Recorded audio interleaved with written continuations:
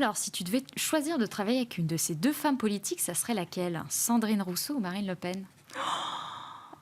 Très dur.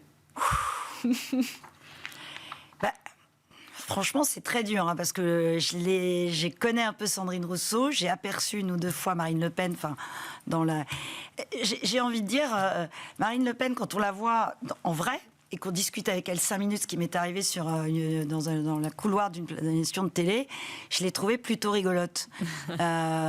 Sandrine Rousseau, c'est très compliqué. J'ai discuté avec elle, mais aujourd'hui, je trouve qu'elle a pris des postures qui sont assez extrémistes. Peut-être, je ne sais pas si c'est autant ou pire, j'en sais rien. J'ose répondre, mais c'est un peu la question piège. La question piège. Alors, est-ce que tu peux me citer un entrepreneur ou dirigeant français? Plein. Moi, évidemment, pour moi, Bernard Arnault est quand même un homme incroyable, parce que au-delà qu'il soit milliardaire, ça on s'en fout un peu. C'est surtout qu'il a racheté des marques et qu'il fait rayonner la France, qu'il emploie beaucoup de gens. Mais François Pinault de la même manière, ils sont. Enfin voilà, moi j'ai une grande fascination pour les patrons. Alors tes dernières vacances? Alors mes dernières vacances, c'est le Perche et la Grèce. Ton appli que tu utilises le plus?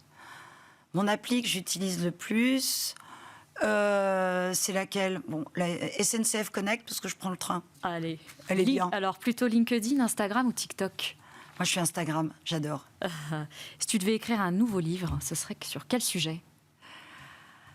Alors, je pense que je reparlerai des femmes. Et je pense que, je sais pas, j'avais plusieurs idées. Alors, soit des femmes, ou soit de la relation amoureuse. Bon, voilà.